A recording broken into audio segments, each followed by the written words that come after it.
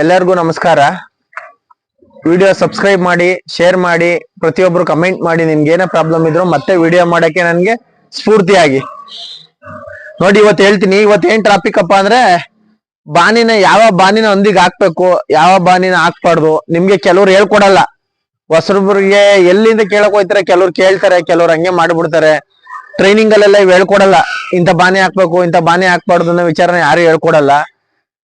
Training ಹೋದ್ರು ನೀವು ಬೇರೆ ಬೇರೆ ಹೇಳ್ಕೊಡ್ತಾರೆ. ಇಂಜೆಕ್ಷನ್ ಹಾಕೋದು ಹಂಗೆ, ವ್ಯಾಕ್ಸಿನ್ ಹಾಕೋದು ಹೆಂಗೆ, ಈ ತರ ಬೇರೆ ಎಲ್ಲ ಹೇಳ್ಕೊಡ್ತಾರೆ.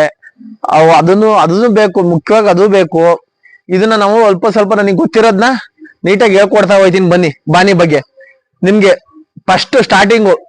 ಕೆಲವರು ನಾನು ಮಾಡಿದ್ದ ಅದೇ ಕೆಲಸ. ಫಸ್ಟ್ ಸ್ಟಾರ್ಟಿಂಗು ಏನಪ್ಪಾ ಅಂದ್ರೆ, ಡ್ರಮ್ಮು ಮೇನ್. ನಿಮ್ಗೆ ಡ್ರಮ್ ಬೇಕು, ಒಂದ್ ಗಾಡಿ ಬೇಕಾಗುತ್ತೆ. ಗಾಡಿ ಇವತ್ತು ದುಡ್ಡು ಕೊಟ್ರೆ ಸಿಗುತ್ತೆ ಬಿಡಿ, ಯಾರು ತರ್ಬೋದು. ಗಾಡಿ ಏನ್ ತೊಂದರೆ ಇಲ್ಲ.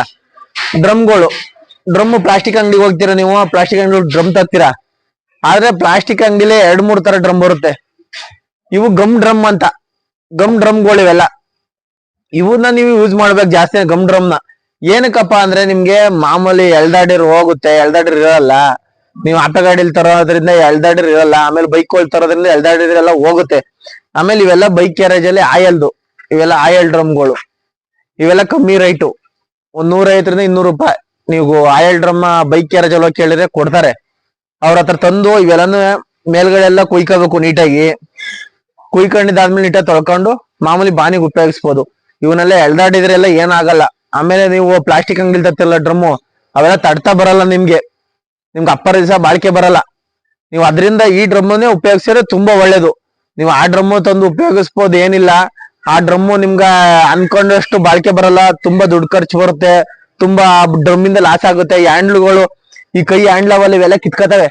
ಇವ್ ಹ್ಯಾಂಡ್ಗಳೆಲ್ಲ ಅಪ್ಪರಸ ಬಾಳಿಕೆ ಬರಲ್ಲ. ನೀವು ಈ ಡ್ರಮ್ ಆದ್ರೆ ಅದನ್ನ ಎಷ್ಟು ತುಂಬಿರ್ತೀವಿ ವೆಯ್ಟ್ ಇಂದ ಅಷ್ಟು ಪೂರ್ತಿ ಎತ್ಬಹುದು. ಇಬ್ರಾಳು, ಆ ಕಡೆ ಒಬ್ರು ಈ ಕಡೆ ಒಬ್ರು. ಅದೇ ನೀವು ಅಲ್ಲಿ ತರವಾದ್ರೆ ಆ ಹ್ಯಾಂಡ್ಲ್ ಎಲ್ಲ ಕಿತ್ತೋಯ್ತವೆ. ಸ್ಪೋರ್ಟ್ಸಿಗೆ ಹಿಂಗೆ ಸ್ಪೋರ್ಟ್ಸಿಗೆ ಕಿತ್ತೋಯ್ತವೆ. ನೀವು ಒಂದ್ಸತಿ ತಂದ್ರೆ ನಿಮ್ಗೆ ಗೊತ್ತಾಗುತ್ತೆ, ನೆಕ್ಸ್ಟ್ ಸತಿ ನೀವು ತರಲ್ಲ. ಆಮೇಲೆ ಹುಡ್ಕೋಕ್ಕಿಂತ ಮುಂಚೆಲ್ಲ ಹೇಳ್ತಾ ಇದೀನಿ ನಾನು. ನನ್ನ ವಿಡಿಯೋ ನೋಡಿದ್ರೆ ಇವೆಲ್ಲ ನಿಮಗೆ ಗೊತ್ತಾಗುತ್ತೆ. ಸಣ್ಣ ಸಣ್ಣದೇ, ಚಿಕ್ಕದೆಲ್ಲ ಗೊತ್ತಾಗುತ್ತೆ. ಆಮೇಲೆ ಮೇನ್ ಆಗಿ ಈಗ ಹೋಟ್ಲು ಫುಡ್ಗೆ ಬರೋಣ. ಹೋಟ್ಲು ಫುಡ್ ನೀವು ನೊಣನೇ ಅಲ್ಲಿ ಏನೇ ಅಲ್ಲಿ ಕೂರ್ದಂಗೆ ನೀಟಾಗಿ ಉಪಯೋಗಿಸ್ಬೇಕು.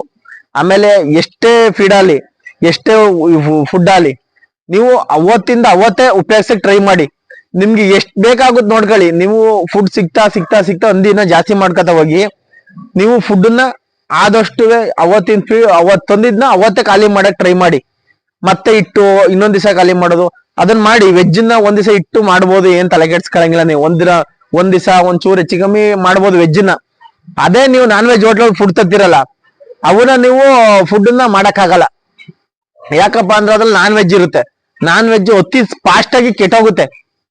ಅಷ್ಟು ನೀವೆಷ್ಟು ನೀಟಾಗಿಡಿ, ಎಷ್ಟು ಹೈಜೆನಿಕ್ ಆಗಿಡಿ ಫುಡ್ನ, ಅತಿ ಫಾಸ್ಟ್ ಆಗಿ ಕೆಟ್ಟೋಗುತ್ತೆ.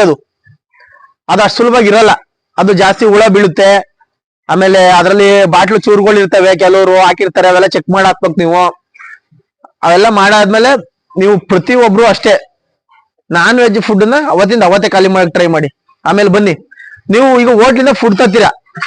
ಹೋಟ್ಲ್ ಫುಡ್ ತಂದ ತಕ್ಷಣನೇ ಒಂದ್ ತೊಟ್ಟಿ ಮಾಡ್ಕೊಂಡಿರ್ಬೇಕು. ಯಾಕಪ್ಪ ಅಂದ್ರೆ, ನೀವು ಒಂದ್ ತೊಟ್ಟಿ ಮಾಡ್ಕೊಂಡಿದ್ರೆ ಆ ತೊಟ್ಟಿಲಾರ ನೀವು ಡಂಪ್ ಮಾಡ್ತೀರಾ ಅದಕ್ಕೆ ಅನ್ಕೊಳ್ಳಿ. ಅದ್ರಲ್ಲಿ ಕವರ್ ಆಗಿರ್ಬೋದು, ಪ್ಲಾಸ್ಟಿಕ್ ಆಗಿರ್ಬೋದು, ಎಲ್ಲಾನು ತೆಗ್ದಾಕ್ಬೋದು. ನೀವು ತೊಟ್ಟಿ ಮಾಡ್ಲಿಲ್ಲ ಅಂದ್ರೆ ಈ ತರ ಡ್ರಮ್ ಬಳಸಿ. ಈ ತರ ಇವೆರಡು ಚಿಕ್ಕ ಡ್ರಮ್ ಅಲ್ಲಿ ತಂದಿದ್ದೀನಲ್ಲ, ಈ ಚಿಕ್ಕ ಡ್ರಮ್ ಅಲ್ಲಿ ತಂದು ಇದಕ್ಕೆ ಡಂಪ್ ಮಾಡ್ಕೊಳ್ಳಿ. ಒಂದ್ಸತಿ ಸುರಿದ್ರೆ ನಿಮ್ಗೆ ಕವರ್ ಆಗಿರ್ಬೋದು, ಏನಾಗಿರ್ಬೋದು ಸಿಗುತ್ತೆ. ಮತ್ತೆ ತೋಡ್ಬೇಕಾರೆಲ್ಲ ಸಿಗುತ್ತೆ. ಆ ತೋಡ್ಬೇಕಾದ್ರೆ ಸಿಕ್ತಾಗ ತೆಗ್ದಾಕ್ಬೋದು, ನಿಮ್ಗೆ ಏನ್ ತೊಂದರೆ ಇಲ್ಲ. ಆಮೇಲೆ ನಿಮ್ಗೆ ಏನೋ ಒಂದು ಗಟ್ಟಿ ಪದಾರ್ಥ ಈ ಡ್ರಮ್ಗೆ ಹಾಕಿದ್ರೆ ತಳಗಡೆ ಉಳ್ಕೊಳ್ಳುತ್ತೆ. ತಳಗಡೆ ಉಳ್ಕೊಂಡಾಗ ನಿಮ್ಗೆ ಗೊತ್ತಾಗುತ್ತೆ, ನಿಮ್ಗೆ ಏನ್ ತೊಂದರೆ ಆಗಲ್ಲ. ಅದಕ್ಕೋಸ್ಕರ ಡ್ರಮ್ ಇಂದ ಡಂಪ್ ಮಾಡ್ಕೊಳ್ಳಿ. ಡಂಪ್ ಮಾಡ್ಕೊಂಡು ಹಾಕಿದ್ರೆ ನಿಮ್ಗೆ ಯಾವ್ದೇ ತೊಂದರೆ ಬರಲ್ಲ. ಆಮೇಲೆ ಇನ್ನೊಂದೇನಪ್ಪಾ ಅಂದ್ರೆ, ನಿಮ್ಗೆ ಯಾವ ಹೋಟ್ಲು ಫುಡ್ ಉಪಯೋಗಿಸ್ಬೇಕು ಅಂದ್ರೆ, ವೆಜ್ಜು ನಾನ್ ವೆಜ್ಜು ಎರಡೂ ಉಪಯೋಗಿಸ್ಬೋದು. ಹಾಸ್ಟ್ಲು, ಚೌಟ್ರಿ, ಇವೆಲ್ಲ ಹೋಟ್ಲು ಉಪಯೋಗಿಸ್ಬೋದು. ಆಮೇಲೆ ಇನ್ನೊಂದೇನಪ್ಪಾ ಅಂದ್ರೆ ಸೀಕ್ರೆಟ್ ನಿಮ್ಗೆ ಹೇಳ್ತಾ ಇರೋದು ನಾನು, ಹಂದಿ ಹೋಟ್ಲುಗಳ ಫುಡ್ ಎಕ್ಸ್ಪೆಷಲಿ. ಅದ್ರಲ್ಲೂ ನಮ್ಮ ಮಂದಿಗಳೆಲ್ಲ ಕಟ್ ಮಾಡಲ್ಲ ಬಿಡಿ. ನಮ್ ಸೈಡ್ ಎಲ್ಲ ನಮ್ಮ ಮಂದಿಗಳು ಕಟ್ ಮಾಡಲ್ಲ, ನಾಟಿ ಹಂದಿ ಕಟ್ ಮಾಡ್ತಾರೆ. ನಾಟಿ ಹಂದಿ ಕಟ್ ಮಾಡೋದ್ರಿಂದ ನಾಟಿ ಹಂದಿ ಹೋಟ್ಲು ಫುಡ್ ನ ಯಾರು ಉಪಯೋಗಿಸ್ಬೇಡಿ ದಯವಿಟ್ಟು. ಯಾಕಪ್ಪ ಅಂದ್ರೆ ನಾಟಿ ಹಂದಿ ಹೋಟ್ಲು ಇಲ್ಲ ನಮ್ಮ ಹಂದಿ ಹೋಟ್ಲು ನಿಮ್ಗೆ ಗೊತ್ತಿರುತ್ತೆ. ನೀವು ತರೋದು ಅಲ್ಲೇ ಅಕ್ಕಪಕ್ಕ ಇರೋದ್ರಿಂದಾಗಿ ಗೊತ್ತಿರುತ್ತೆ. ಹಂದಿ ಹೋಟ್ಲು ಫುಡ್ ಉಪಯೋಗಿಸ್ಬೇಡಿ, ನಿಮ್ಗೆ ತುಂಬಾ ಒಳ್ಳೇದು. ನಿಮ್ಗೆ ಹಂದಿ ಹೋಟ್ಲು ಫುಡ್ ಯಾಕೆ ಉಪಯೋಗಿಸ್ಬೇಡಿ ಅಂತ ಹೇಳಿದ್ರೆ ಅಂತ ಅಂದ್ರೆ ನನಗ್ ಗೊತ್ತಿರೋದೇನಪ್ಪಾ ಅಂದ್ರೆ, ನೀವು ಹಂದಿ ಹೋಟ್ಲು ಫುಡ್, ನಾಟಿ ಹಂದಿ ಹೋಟ್ಲು ಫುಡ್ ಉಪಯೋಗಿಸ್ತೀರಾ ಅನ್ಕೊಳ್ಳಿ, ಇವಕ್ಕೆಲ್ಲ ವ್ಯಾಕ್ಸಿನ್ ಎಲ್ಲ ಮಾಡಿರ್ತೀವಿ, ಅವಕ್ಕೆ ಯಾವ ವ್ಯಾಕ್ಸಿನ್ ಮಾಡಿರಲ್ಲ ಹಂದಿಗಳಿಗೆ, ನಾಟಿ ಹಂದಿಗಳಿಗೆ. ಎಲ್ಲ ಹುಬ್ಳಿ ಧಾರವಾಡದಲ್ಲಿ ರೋಡಲ್ಲೇ ಮೇಯ್ತಾ ಇರ್ತವೆ, ಅಲ್ಲಿ ಇಲ್ಲಿ ಮೇಯ್ಸಿರ್ತಾರೆ, ಅವನ್ ತಂದು ಇಲ್ಲಿ ಕಟ್ ಮಾಡ್ತಾರೆ. ಕಟ್ ಮಾಡಿದಾಗ ಏನಾಗತ್ತಪ್ಪ ಅಂದ್ರೆ ಎಲ್ಲಾ ಹೋಟ್ಲಿಗೂ ಅದೇ ಮಟನ್ ಹಾಕೋದು. ಆ ಮಟನ್ ಹಾಕ್ದಾಗ ಏನಾಗುತ್ತಪ್ಪ ಅಂದ್ರೆ, ಹೋಟ್ಲುಗಳಲ್ಲಿ ನಿಮ್ಗೆ ಎಲ್ಲಾನು ಫಿಲ್ಟರ್ ಮಾಡಿ ತೊಳೆಯಕ್ ಹೋಗಲ್ಲ. ಅದೇ ಮಟನ್ ಬೇರೆ ಇದೇ ಮಟನ್ ಬೇರೆ ತೊಳೆದ್ಬಿಟ್ಟು ಆಚೆ ಉಯ್ಯೋದು ಅವೆಲ್ಲ ಮಾಡಕ್ ಹೋಗಲ್ಲ. ನಿಮ್ ಬಾನಿ ಇಟ್ಟಿರ್ತೀರಾ ಹೋಟ್ಲುಗಳಲ್ಲಿ, ಅಲ್ಲಲ್ಲೇ ಒಂದ್ ಡಬ್ಬ ಇಟ್ಟಿರ್ತೀರಲ್ವಾ, ಆ ಡಬ್ಬನ ತಗೋಬರೋದಕ್ಕೂ ನೀವು ಹೋಗಿರ್ತೀರ ಅನ್ಕೊಳ್ಳಿ, ಆ ಡಬ್ಬ ತಗೋಬರಕ್ ಹೋದಾಗ ನೀವು ಬಂದ್ಬಿಡ್ತೀರಾ ನಿಮ್ ಪಾಡಿ ನೀವು. ನಿಮ್ಗೆ ಗೊತ್ತಾಗುತ್ತ ಅಲ್ಲಿ ತೊಳ್ದು ಎಲ್ಲಿ ಓದಿರ್ತಾರೋ ಏನು ಅಂತ ಗೊತ್ತಿಲ್ಲ. ಅದಕ್ಕೆ ನಾನು ಹೇಳ್ತಾ ಇರೋದು, ನಾಟಿ ಹಂದಿ ಹೋಟ್ಲುಗಳಲ್ಲಿ ಮೇನ್ ಮಾಡೋ ತಪ್ಪು ಅಂದ್ರೆ ನೀವು ಅದು ಊಟ ಉಪಯೋಗಿಸೋದ್ ಬಿಟ್ಬಿಡಿ.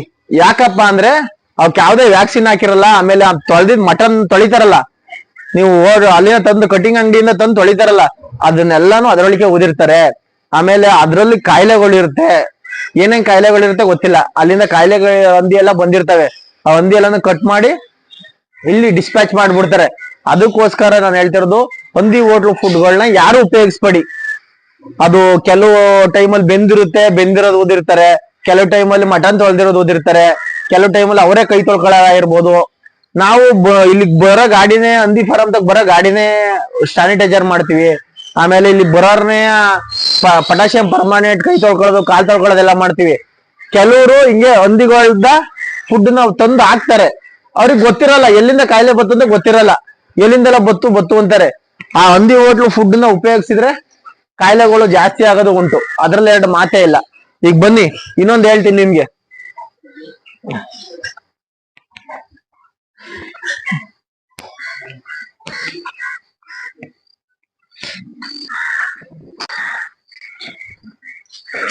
ನೋಡಿ, ಆ ಡ್ರಮ್ ಎಲ್ಲ ನೀಟಾಗಿ ತೊಳ್ಕೋಬೇಕು. ತೊಳೆಯಕ್ಕೆ ಅಂತ ಇಟ್ಟಿರೋ ಡ್ರಮ್ ನೀಟಾಗಿ ತೊಳ್ಕೋಬೇಕು ಡೈಲಿ, ಪ್ರತಿ ದಿವಸ ನೀವು ಹೋಟ್ಲು ಡ್ರಮ್ಗಳನ್ನ ತೊಳಿಬೇಕು. ಆಮೇಲೆ ಇದಕ್ಕೆ ಏನಪ್ಪಾ ಇಟ್ಟಿರೋದು ಅಂದ್ರೆ, ಕಳ್ಳು ಬೇಯಿಸಕ್ ನಾನು ಇಟ್ಟಿರೋದು. ಕಳ್ಳು ಏನಕ್ಕೆ ಬೇಯಿಸಬೇಕಪ್ಪ ಅಂದ್ರೆ, ನೀವು ಕಳ್ಳಲ್ಲಿ ಕೋಳಲ್ಲಿ ಯಾವ್ದೋ ಕಾಯಿಲೆಗಳಿರುತ್ತೆ, ಅದು ನಿಮ್ಗೆ ಗೊತ್ತಾಗಲ್ಲ, ಬೆಂದಾಗ ಎಲ್ಲ ಸಾಯುತ್ತೆ. ಅದಕ್ಕೋಸ್ಕರ ನಾನು ಹೇಳ್ತಾ ಇರೋದು, ಕಳ್ಳನ್ನ ಬೇಯಿಸ್ಬೇಕು. ಬೇಯಿಸೋದ್ರ ಜೊತೆ ಒಂದು ಅಕ್ಕಿ ಹಾಕಿ ಒಳ್ಳೆ, ಅದು ಕಳ್ಳು ತುಂಬಾ ಒಳ್ಳೆ ಅದ್ಭುತವಾಗಿ ಹಂದಿಗಳು ಬೆಳಿತವೆ. ಕಳ್ಳಿಂದ ಏನು ಒಂಚೂರು ಕಮ್ಮಿ ಬೆಳೆಯಲ್ಲ. ಎಲ್ಲದಕ್ಕಿಂತ ನೀವೆಲ್ಲಾ ಫೀಡ್ ಹಾಕಿ ಎಲ್ಲದಕ್ಕಿಂತಲೂ ಅದ್ಭುತವಾಗಿ ಫ್ಯಾಕ್ಟಿಂಗಿಗೆ ಹಂದಿ ತುಂಬಾ ಚೆನ್ನಾಗಿ ಬರುತ್ತೆ ಕಳ್ಳಲ್ಲಿ. ಏನಪ್ಪಾ ಅಂದ್ರೆ, ನೀವು ಕಳ್ಳನ್ನ ಉಪಯೋಗಿಸೋದ್ ಸರಿಯಾದ ಕ್ರಮದಲ್ಲಿ ಉಪಯೋಗಿಸ್ಬೇಕು. ನೀವು ಕಳ್ಳನ್ನ ತಂದಿಡೋದು, ನಾಳೆ ಬೇಯಿಸ್ತೀನಿ ಅನ್ನೋದು, ಆ ಹುಳ ಆಗೋದು ಅವೆಲ್ಲ ಮಾಡ್ಕೋಬೇಡಿ. ನೀವು ಅವತ್ತು ತಂದಿದ್ ಕಳ್ಳನ್ನ ಅವತ್ತೇ ಹಾಕಿ ನೀಟಾಗಿ ಬೇಯಿಸಿ, ಯಾವ್ದೇ ತೊಂದರೆ ಇಲ್ಲ. ನೀವು ಬೇಯಿಸ್ಬೇಕಾದ್ರೆ ಏನಪ್ಪಾ ಅಂದ್ರೆ ಅದ್ರೊಳಗೆ ಉಪ್ಪು ಹಾಕಿ, ಒಂದ್ ಪ್ಯಾಕೆಟ್ ಉಪ್ಪು, ಒಂದ್ 50 kg ಡ್ರಮ್ ಬೇಯಿಸ್ತೀರಾ ಅನ್ಕೊಳ್ಳಿ, ಒಂದ್ ಪ್ಯಾಕೆಟ್ ಉಪ್ಪು ಹಾಕಿ, ಚೆನ್ನಾಗಿ ಬೇಯುತ್ತೆ. ನಿಮ್ಗೆ ಚೆನ್ನಾಗಿ ರಿಸಲ್ಟು ಸಹ ಬರುತ್ತೆ. ನಿಮ್ಗೆ ಹಂದಿಗಳು ತುಂಬಾ ಚೆನ್ನಾಗಿ ಕ್ವಾಲಿಟಿನೂ ಬರುತ್ತೆ. ಇಷ್ಟನ್ನ ನೀವು ಮಾಡ್ತಾ ಹೋದ್ರೆ, ಫುಡ್ ಅಲ್ಲಿ ಇಷ್ಟನ್ನ ನೀವು ಕರೆಕ್ಟ್ ಆಗಿ ಮಾಡಿದ್ರೆ ಏನು ಆಗಲ್ಲ. ಯಾಕಪ್ಪ ಅಂದ್ರೆ ನಾನು ಯಾಕೆ ಹೇಳ್ತಾ ಇದೀನಿ ಅಂದ್ರೆ, ಪದೇ ಪುಡ್ಡಿನ ಬಗ್ಗೆ, ಹಂದಿಲಿ ಬರೋದೇ ಫುಡ್ ನಿಂದ ಜಾಸ್ತಿ ಕಾಯಿಲೆಗಳು.